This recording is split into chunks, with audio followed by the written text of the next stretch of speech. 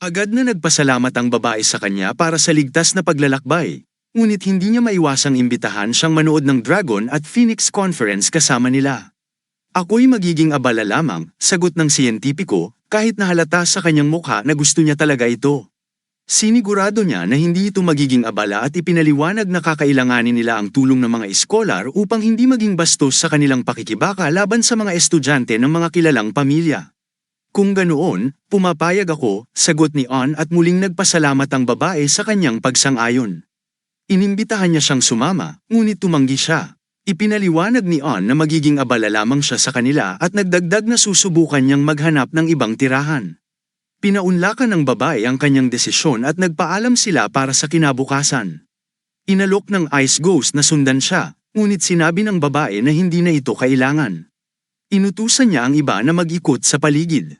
Gabi na noon sa labas, at ang dalagang babae ay nakatayo sa tabi ng bintana kasama si Pingle, nakatingin sa dilim.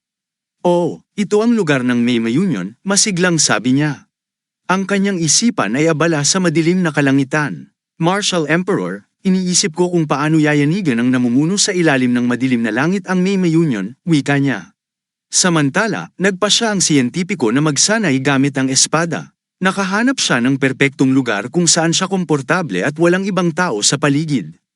Ang kanyang pagsasanay ay masyadong matindi, at ang katahimikan sa paligid ay nagdagdag ng romantikong atmosfera sa kanyang pagsasanay. Napansin niya na sobrang dilim na at napagtanto niyang nawalan siya ng oras sa pagsasanay. Nagpasya siyang magpahinga malapit sa pampang ng Westlake.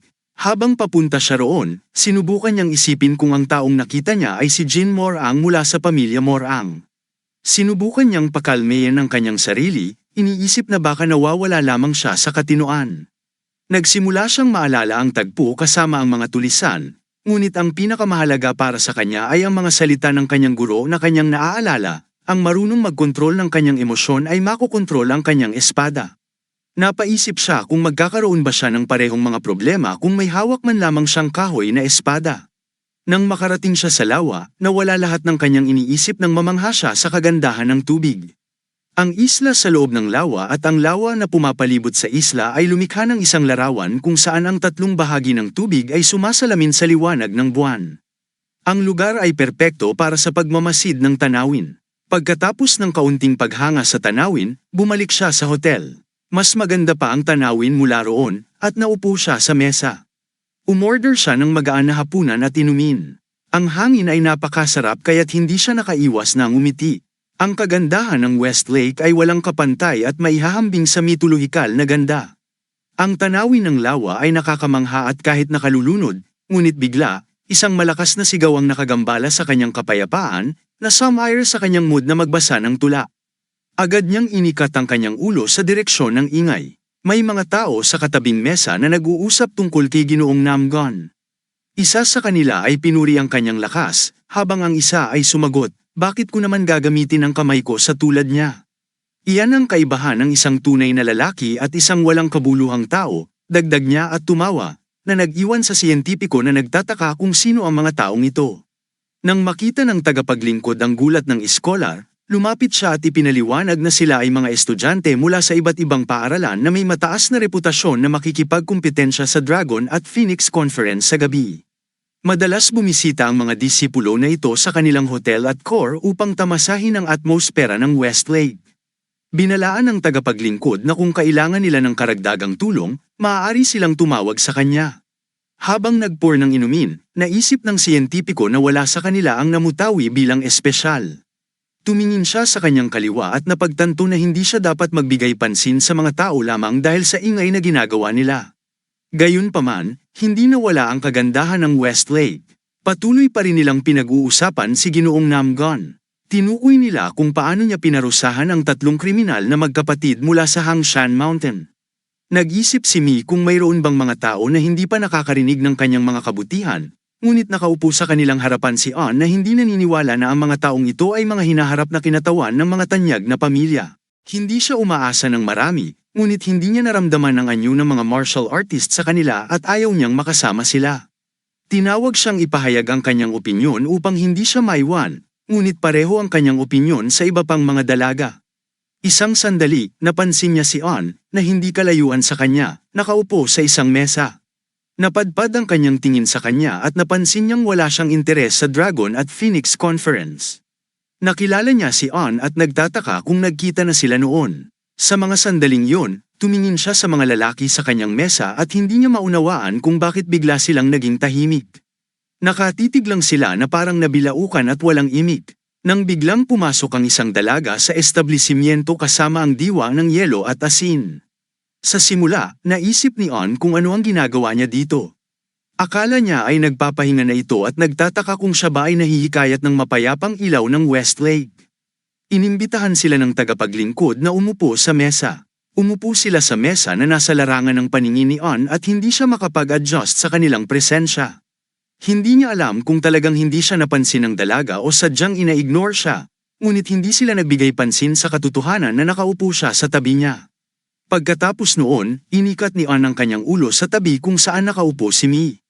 Ang mga estudyante sa mesa kasama si Mi ay nag-uusap tungkol sa dalagang may kamanghamanghang ganda, nagtatalo kung sino ang higit na nagustuhan siya at nag-aaway tungkol dito. Agad na napansin ng mga dalaga kung paano biglang nagpakita ng interes ang mga lalaki nang pumasok ang isang magandang babae sa silid, na tila bata sa kanila. Ngunit nauunawaan ni Mi na talagang siya ay kahanga-hanga.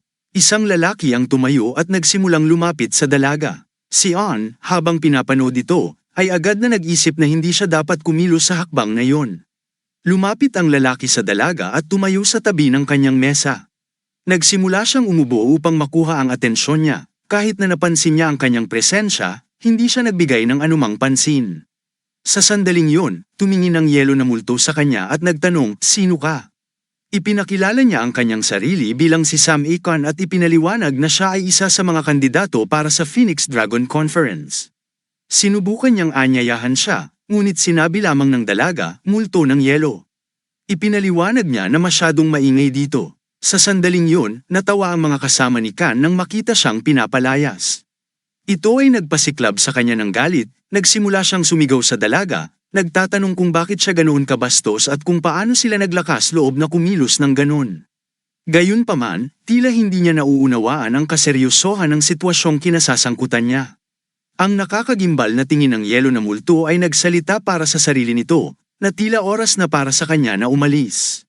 Ang makabayang ekspresyon sa mukha ng batang lalaki ay agad na nagbago sa isang takot na anyo. Ang kanyang mga kasama ay nag-udyok sa kanya, sinasabing huwag siyang matakot. Tumingin siya pabalik sa kanyang mga kaibigan at nagtanong kung sino siya sa kanilang paningin kung umalis siya ngayon. Naniniwala sa kanyang sarili na siya ang hinaharap na pagmamalaki ng bundok age. Nagpasya siyang hindi umatras at sumigaw, "Paano mo naglakas loob, multo ng yelo?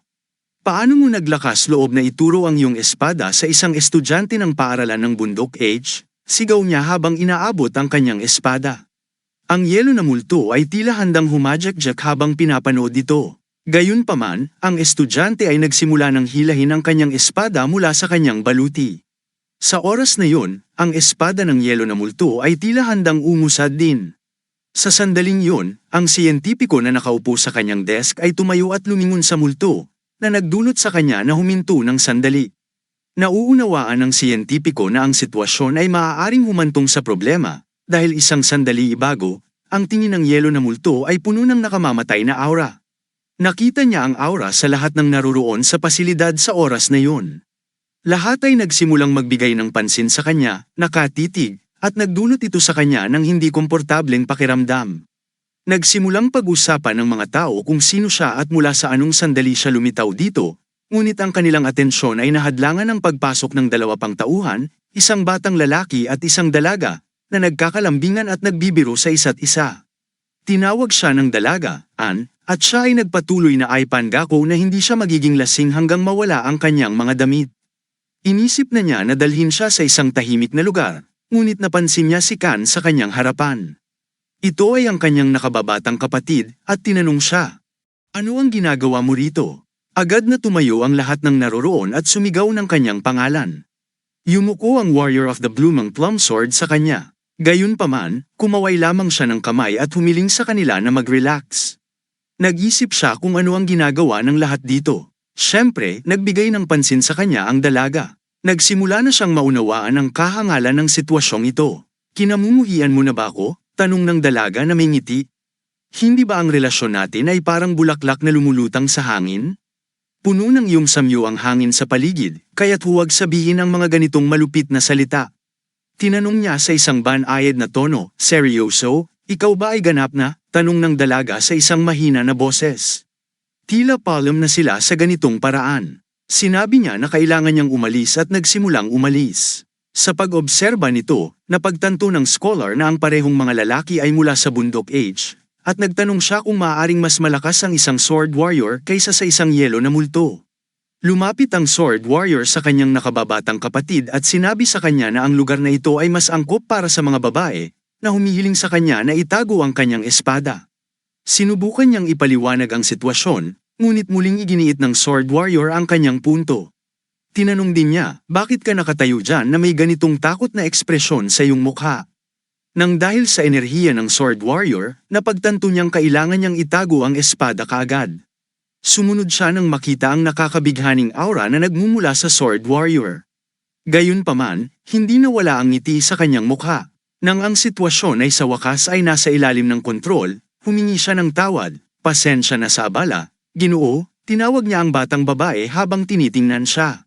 Nahulaan niya na galing siya sa North Sea Ice Palace upang dumalo sa Phoenix Dragon Conference.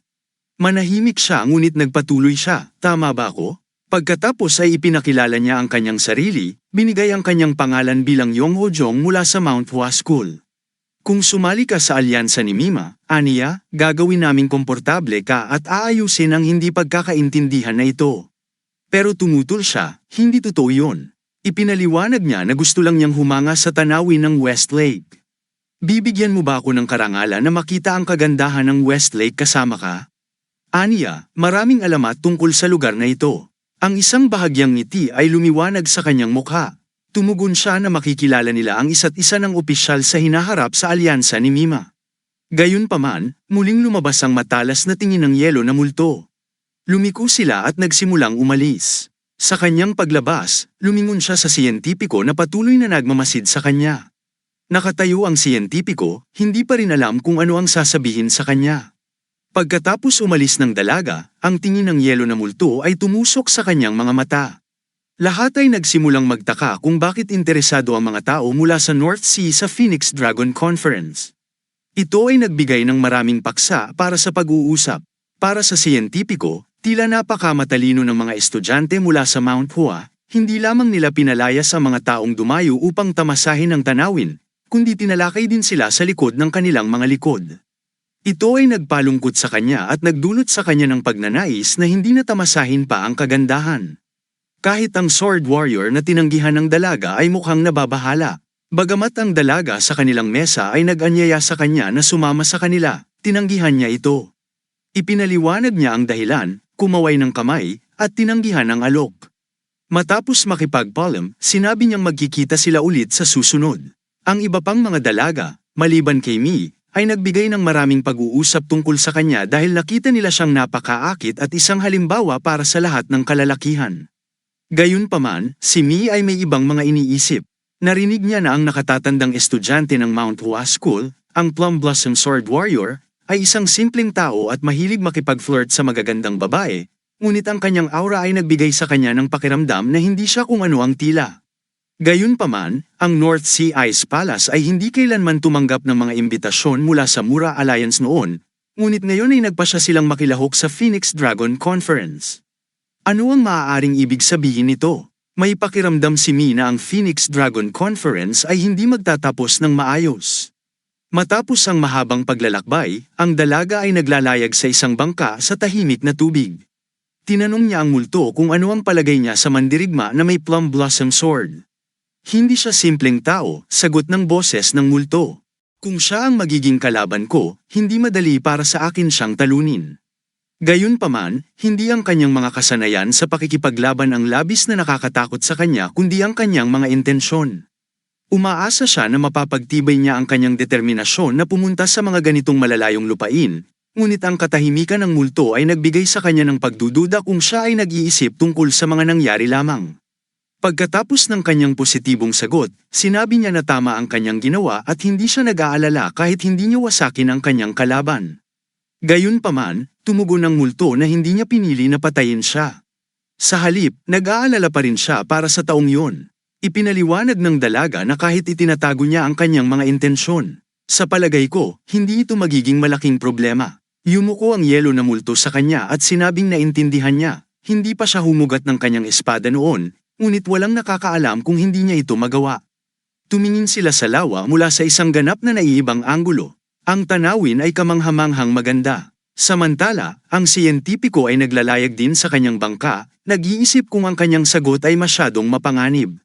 Dahil walang intensyon ng yelo na multo na patayin siya, sinabi niya na hindi siya kailanman humuhugot ng espada maliban kung siya ay may layuning pumatay. Pero iyon ay bago siya makatagpo sa kanya. Ngayon ay iniisip niya kung paano siya naging katatawanan sa mga tao. Subalit, pinapakalma niya ang kanyang sarili sa kaisipan na mahaba pa ang daan. Ang tubig dito ay hindi gaanong malalim at ang lawa ay maganda.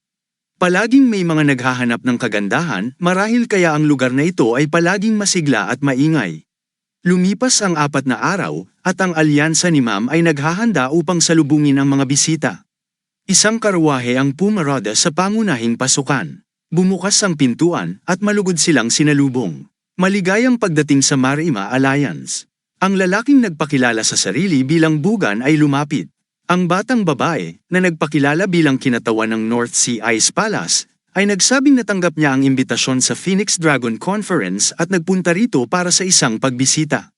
Ito ang unang pagkakataon na natagpuan ng siyentipiko ang kanyang sarili sa alyansa ni Ma'am. Pinagmamasdan niya ng may paghanga ang mga malalaking pintuan, iniisip na tunay na mga master ng martial arts ang nagtatago sa likod ng mga ito. Ito ang perpektong pagkakataon para sa kanya, nagdala siya ng tinta at papel upang isulat ang mga teknik ng martial arts. Sa sandaling yun, tinanong ni Bu ang batang babae kung sino ang taong itinuturo niya sa scholar. Ipinaliwanag niyang siya ang scholar na tumulong sa kanila sa kanilang paglalakbay at nais niyang makasama siya. Nang sinabi ito, tumango si Bu na walang nakitang problema dito at tinawag silang pumasok.